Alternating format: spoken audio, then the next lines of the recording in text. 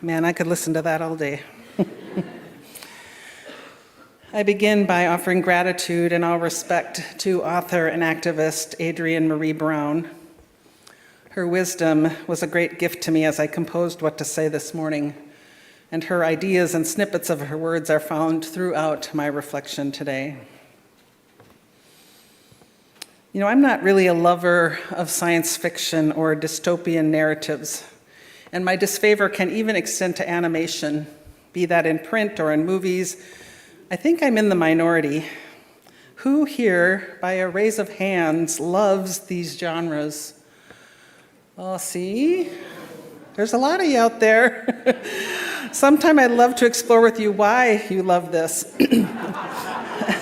Because I am fascinated by its many cultural expressions, from Octavia Butler's work depicting a future of societal collapse and the importance of adaptation and hope in the face of adversity, to Japanese anime exploring the themes of overcoming adversity and the importance of perseverance.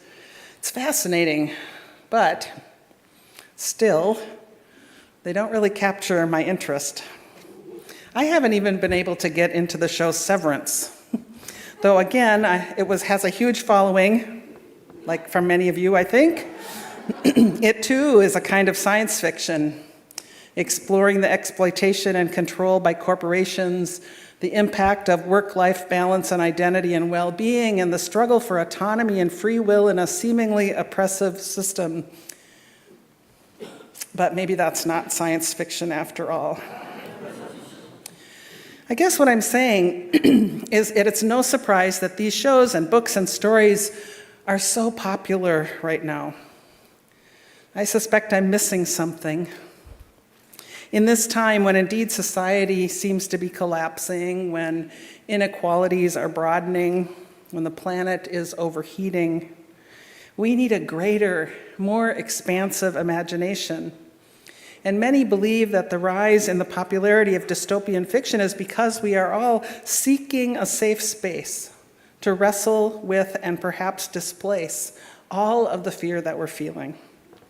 We're needing to wrestle with the possibility of imagining a different kind of world, a better and different world.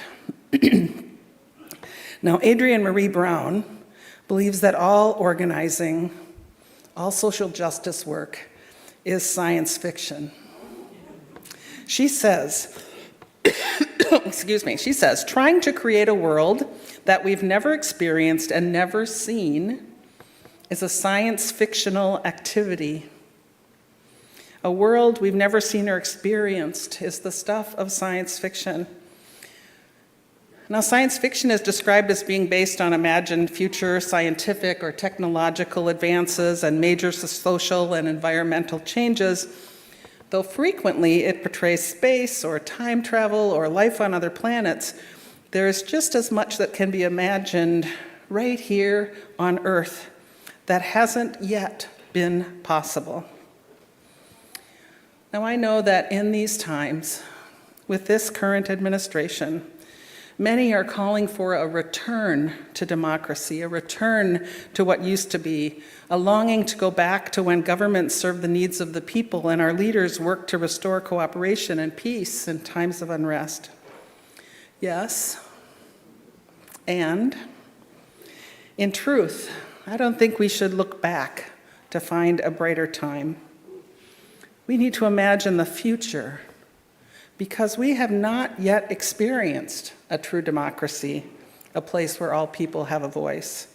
We've not yet lived in a world where leadership believes that injustice anywhere is injustice everywhere.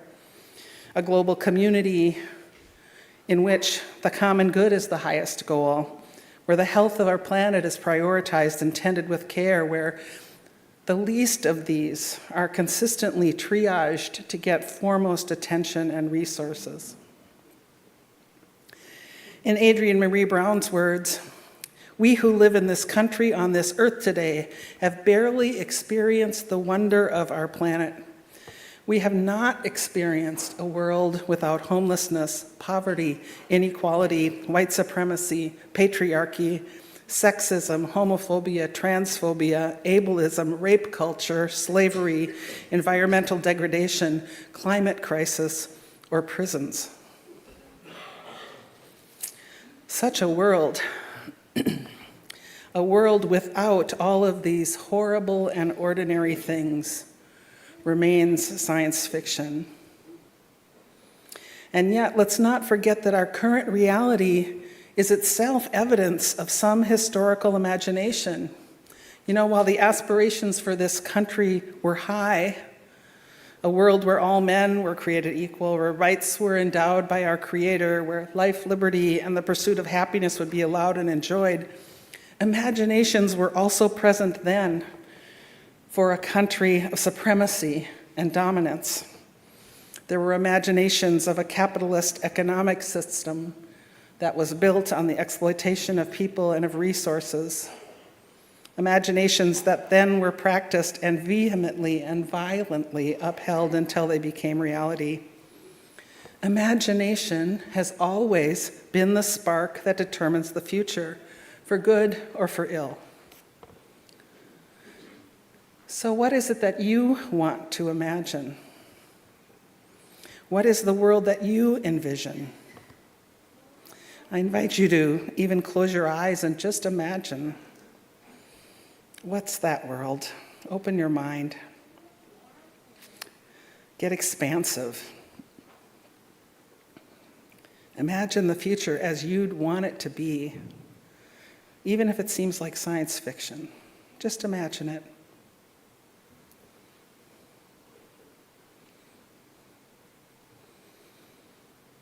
Would anyone like to call out something that you're imagining?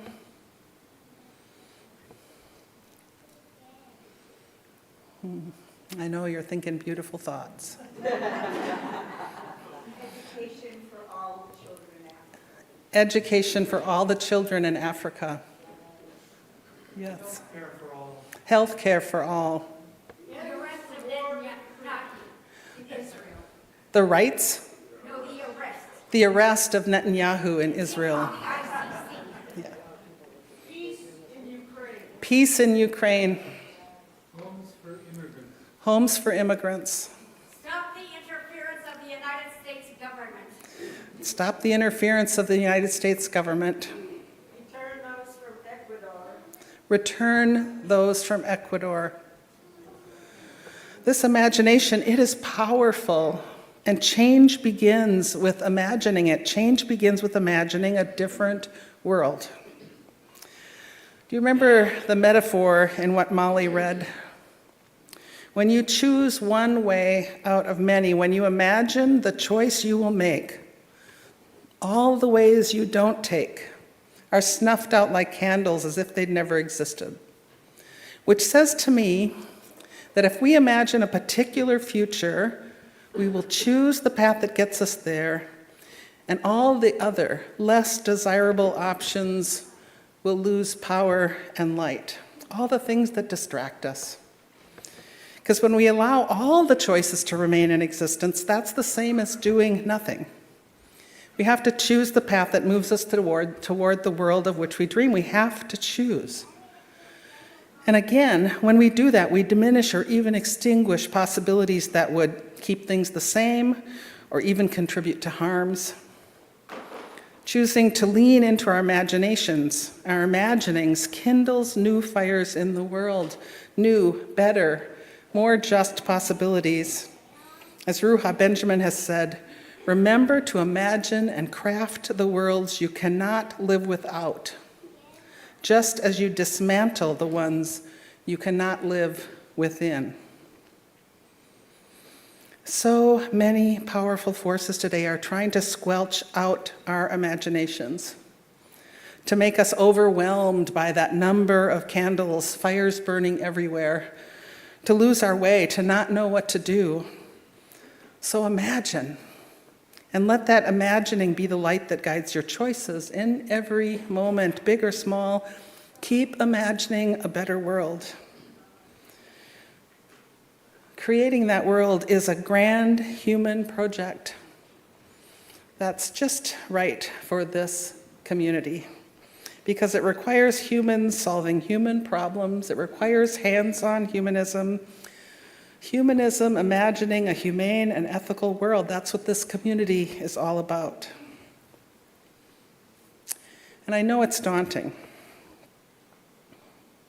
And yet, the only way that big change happens is by the amassing of tiny, small, seemingly insignificant changes. Changes that each of us can make. Changes that look like getting to know your neighbors, when we might otherwise just doom scroll endlessly.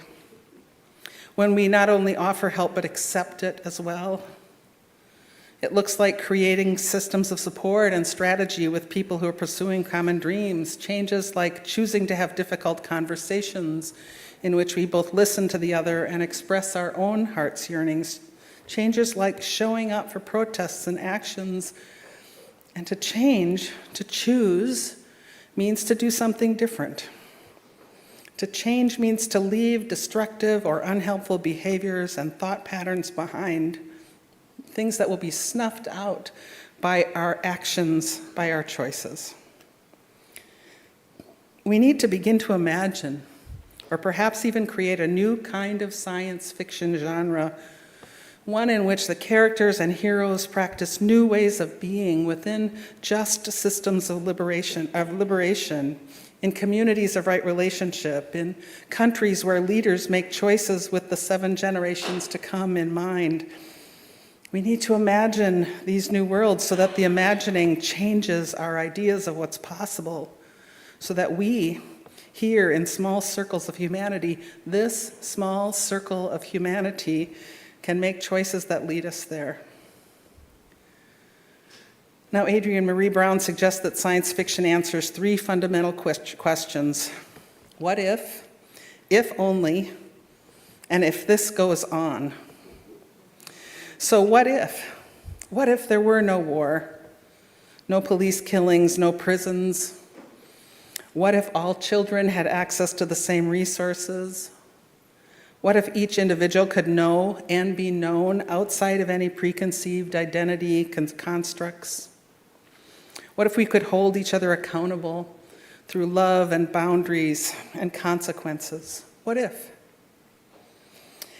And if only democracy was a real practice rather than a theory or a bludgeon? If only our economy were a cooperative one?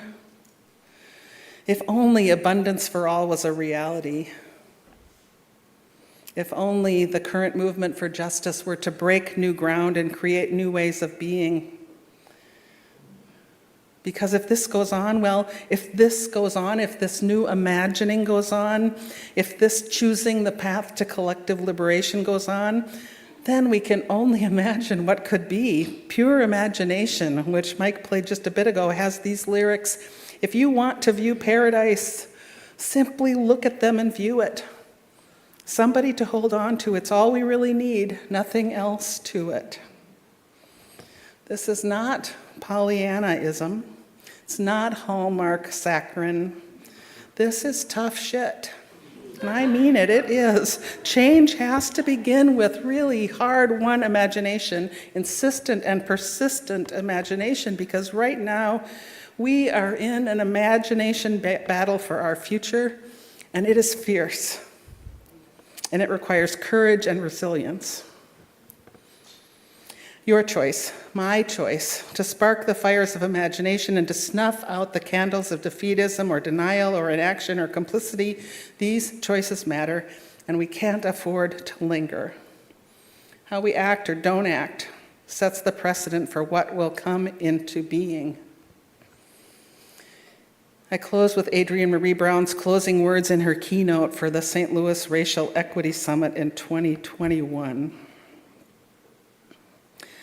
I am aware of how so much of what I imagine, liberation from the cycles of harm and supremacy, being in relationships of sovereignty and safety in our own bodies and on our planet, letting love be a guide to how we understand everything from identity to economy.